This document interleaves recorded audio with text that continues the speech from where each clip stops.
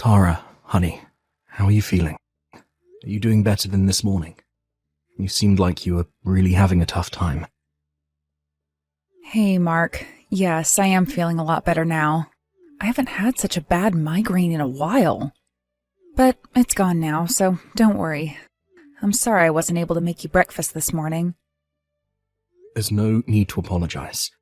I would never ask you to do anything when you're not well. Besides, your health is the most important thing right now. Next time you go in for your checkup, you should ask the doctor to prescribe you some meds for your migraine. I know you haven't had it in a while, but you never know how your body is going to react to your pregnancy. Plus, there might be certain meds you shouldn't take while pregnant. So you should talk to the doctor and keep a safe prescription at home, just in case you need it again. Yeah, I guess it wouldn't hurt to have some in stock. I will ask the doctor next time I go in. Are you sure you're okay now? Yes, I am. Why? You really are worried about me today, aren't you? You might have had a migraine this morning, but I've been worried about you for weeks. You seem bothered by something, and you've been sighing a lot these past few days. Is everything all right? If you need to talk, I'm always here, you know. I know, honey. Thank you. It's just that the baby is arriving so soon, I'm not sure if I'm really ready for all the change. I guess I feel kind of unsettled. So, yeah, that's been on my mind lately, hence all the sighing. Sorry, I didn't mean to worry you so much. It's all right. I kind of guessed that's what's been bothering you. I totally get it. Nothing can really prepare us enough for this big change. I know I need to be strong. I mean, I'm going to be a mom soon. I should just suck it up and stop worrying. Tara, I know I will never be able to understand the true hardship of what you're going through as a woman, but everything will work out. I don't want to sound irresponsible, but I'll say it anyway. I think it's really important for us to think positively right now. I know. I agree.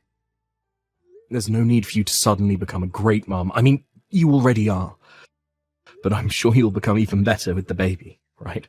You'll learn from the baby as much as the baby will learn from us. I'm sure if we do our best, we'll become stronger along with the baby. You're right. Thank you, Mark. I think I feel much better now. I'm really glad you shared your honest feelings with me. There isn't much I can do before the baby arrives but to stay by your side. So if you need to talk, I hope you'll come to me. I'll do anything to make you feel better. Anything? Are you sure? You want to cook dinner tonight, then? Yeah, sure. Why not? I wasn't going to ask you to make something anyway. You're not feeling well. You should rest. I'm just kidding, Mark. I'm making dinner tonight. I'm totally fine to cook. Besides, I need to move around a bit more anyway. A little bit of exercise is good. I've been too much of a couch potato lately. Well then, we should go for a walk this weekend. I prefer you to exercise while I'm around. A walk sounds great. Oh, but I don't know if I want to walk around the neighborhood. There's too much traffic around here. Maybe we can take the car to a nicer location and stroll around there, like an easy nature trail somewhere. That sounds so nice. I'll look into destinations tonight.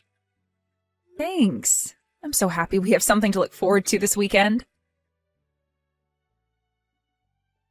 Mark, I'm so sorry I'm making you do the groceries after work. Are you at the store now? Yes, I am. It's completely fine, Tara. I know you needed to rest today. There's no need to apologize.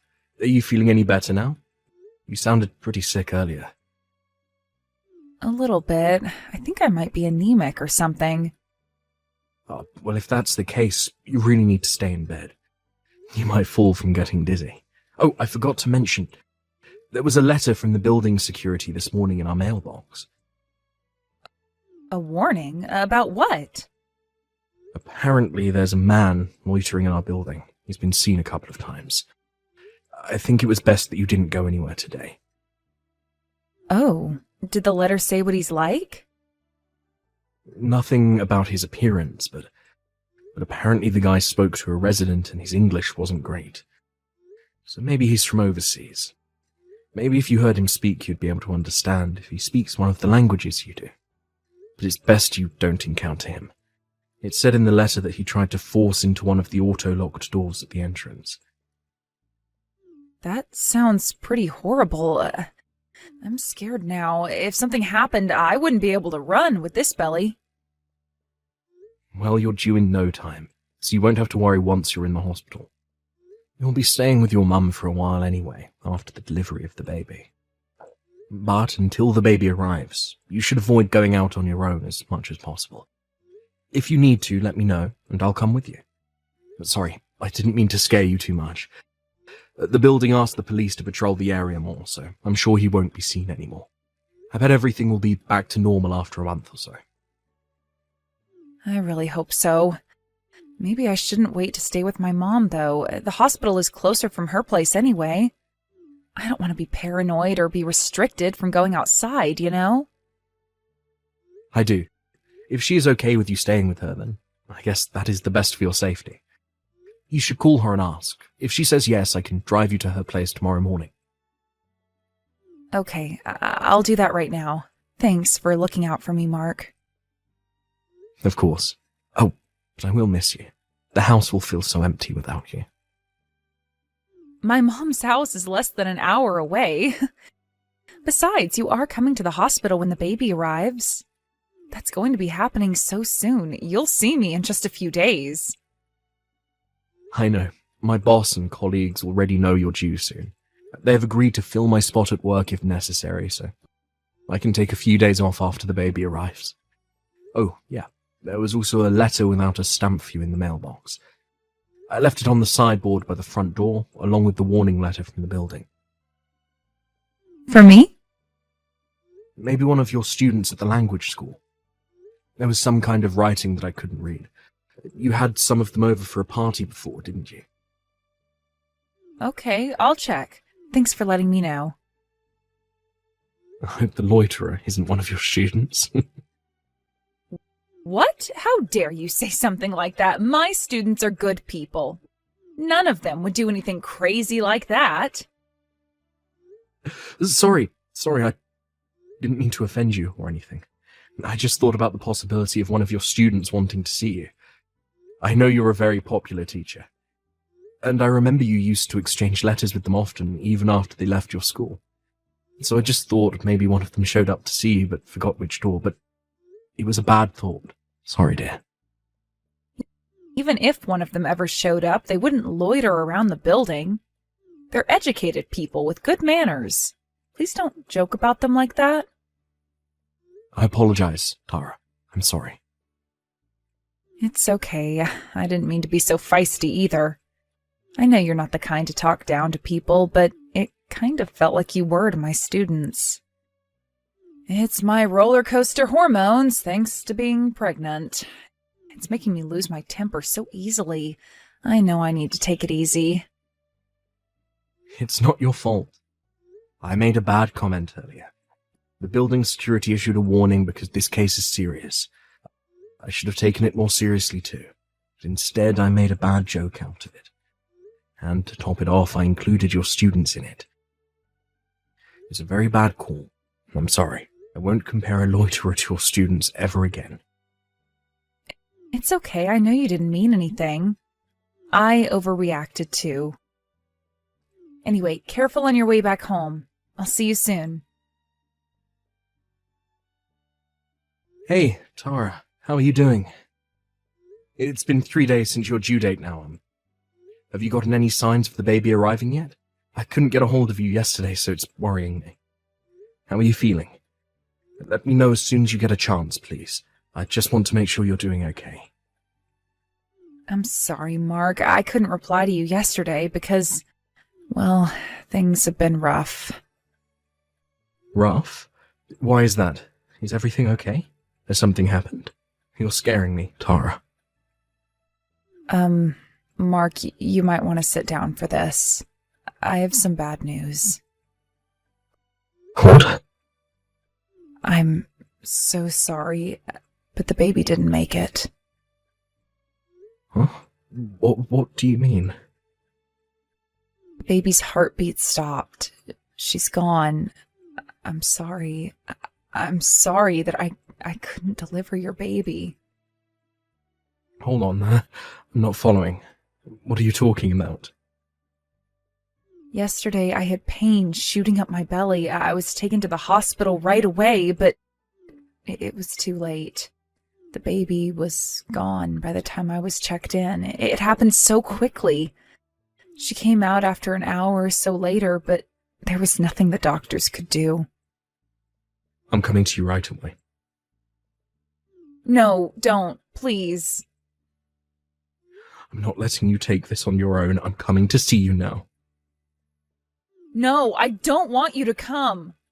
I don't think I can look you in the eye. I'm so sorry, Mark. Please just give me some space right now. I need it badly.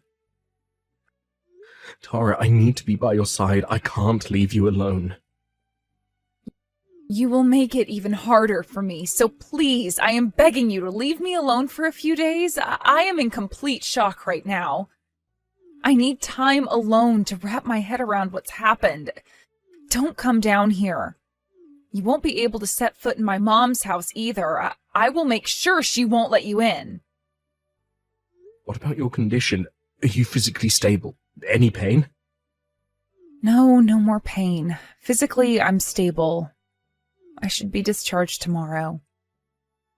Okay, if space is what you need, then I will give you that, but I can't give you more than 2 or 3 days.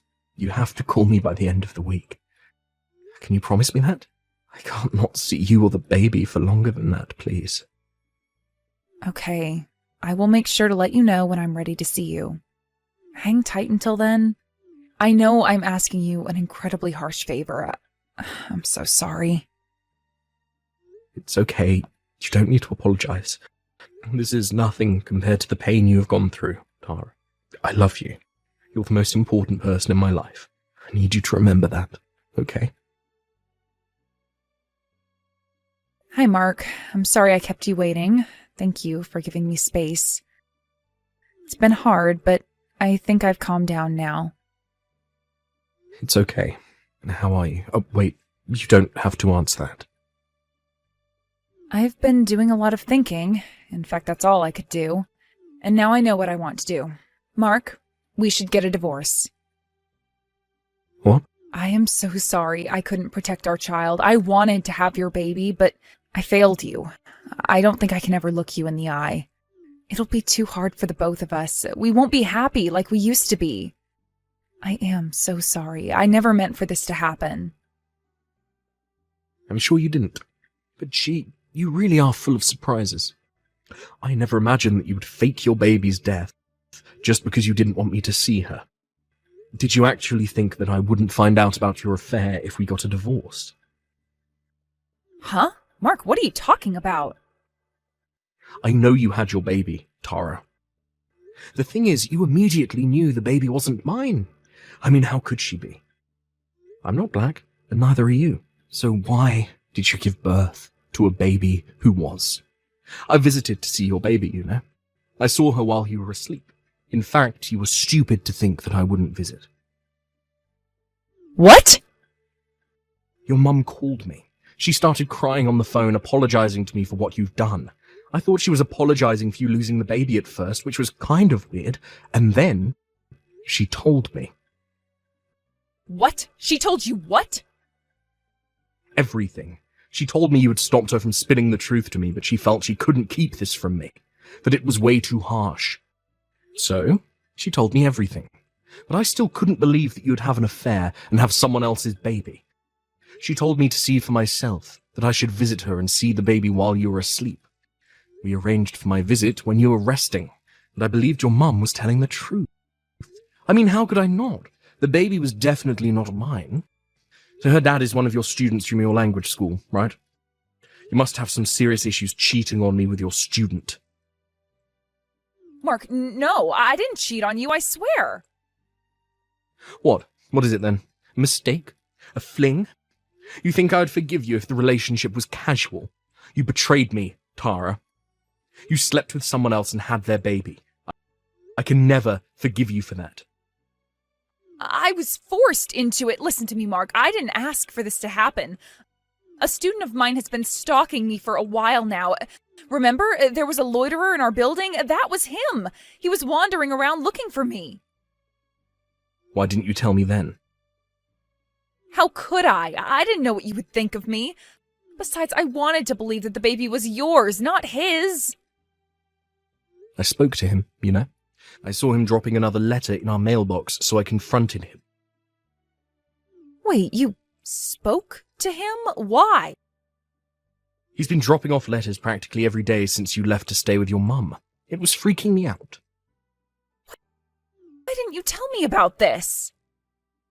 Because I didn't want to stress you while you were carrying the baby. So I was going to tell you about it after the baby arrived. But then your mum called and I saw your baby was clearly not mine.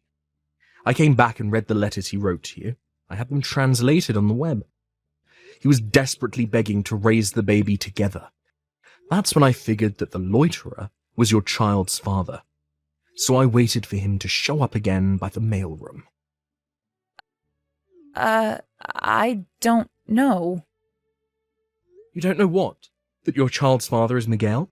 He told me you dumped him as soon as you found out what he does for a living, even though you were pregnant with his child. He tricked me. He said that his father ran an IT company back home that would soon be his. But then he confessed that his family was from a poor town and only had small crop to make money. So the truth finally comes out. Mark, he fooled me. I never would have slept with him if I knew he was poor. Wow, Tara, listen to yourself. Do you think that makes me feel any better? In fact, that makes me sick to my stomach. You cheated on me, and did it because you wanted his wealth. How low can you be? Plus, you never told him you were married, so you both lied to each other. From my perspective, you both did ask for all of this. Karma's a bitch, isn't it?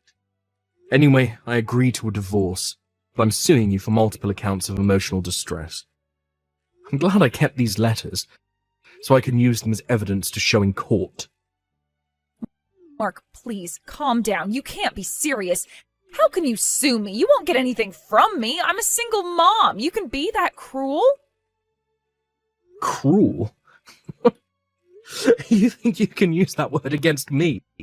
I'm only asking for consolation for the emotional damages you have caused.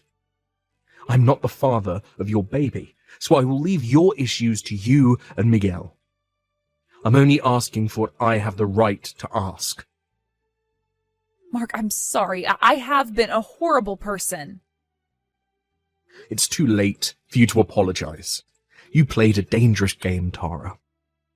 You saw an opportunity to win a wealthy lifestyle, so you took the risk to have the baby, even though you didn't know which one of us was the father. Then you found out that Miguel was lying to you about his family. So you told yourself that the baby was mine and carried her full term. I only did what was best for my baby. No, you didn't. Stop lying to me or to yourself, Tara. You only thought about yourself. That's why you're in the situation you are in now. How dare you be mean to me? I just gave birth to a child. You are being so insensitive. You are not a decent man, Mark. I'm sure you're having a hard time becoming a mother. I can only imagine that something as responsible as becoming a mother would be difficult for someone like you. But like I said, you'll be paying for what you have done, both to me and to Miguel. You are an adult. Surely you understand that there are circumstances for foul play. Why would you speak for Miguel? What, you two established some kind of a brotherhood or something? Miguel and I are done. I'm not speaking for him. But he is the father of your baby, so I think you need to talk to him. You shouldn't cut him off like that. Shut up, don't you tell me what to do. How I handle my relationship with him is none of your goddamn business. No, I guess not. But I told him your mum's address, so he should be coming over to see you soon. I'll let you guys figure out what to do about the baby. What? You can't do that. You can't hand someone my personal information. Oh, but you're staying with your mum. I didn't give him your personal information. I gave him your mum's. With her permission, of course. She wants to talk to Miguel about the baby. No! Why? Why is everyone being so selfish? My opinion should matter the most. I am the baby's mother. If I say I am done with Miguel, then it's done. There is nothing to talk about. Everyone is being selfish. Tara, don't make me laugh. You were going to make me raise someone else's child. You tried to make your mother play along with your lies. You have betrayed your family, and on top of that, you hooked up with a person for money and dumped him as soon as you found out he didn't have any. Despite all that, you want to talk about other people being selfish. You have a serious problem, woman. I told you, Mark, Miguel is a stalker. He is obsessed with me. I am telling you the truth. He has scared me many times. Don't you see? I mean, who comes over to toss letters in the mailbox every day? He really has been loitering, you see. I never invited him in. I can't be with someone like that. He's a freak. Well, you shouldn't have slept with him in the first place. Too bad he wasn't who you thought he was.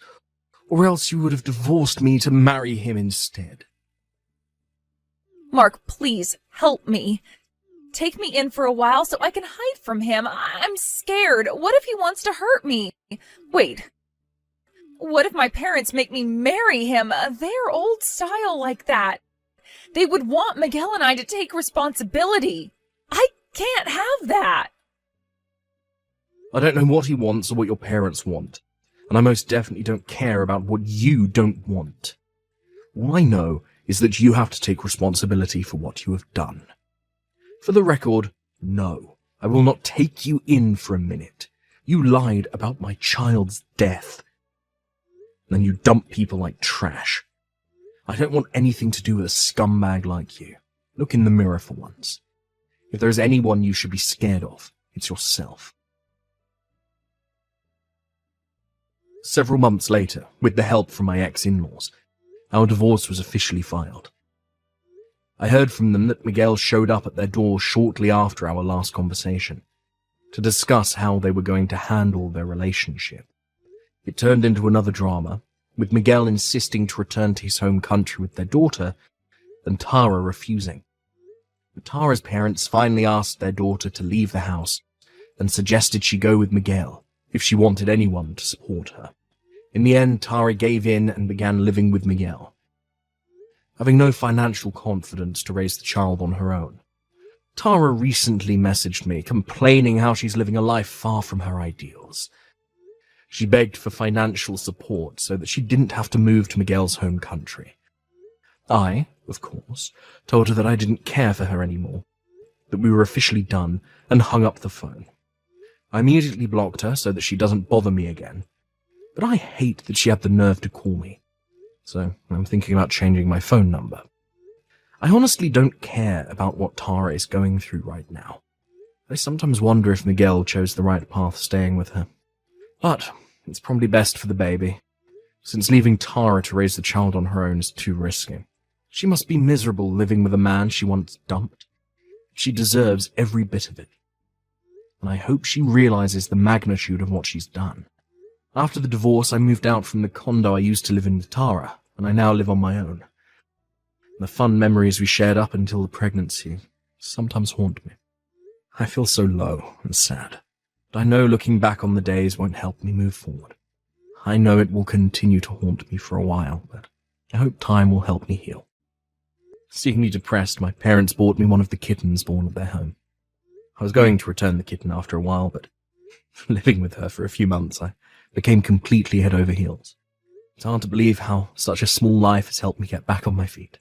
There may be bumps ahead yet to come, but I will cherish day by day with the help from my new partner.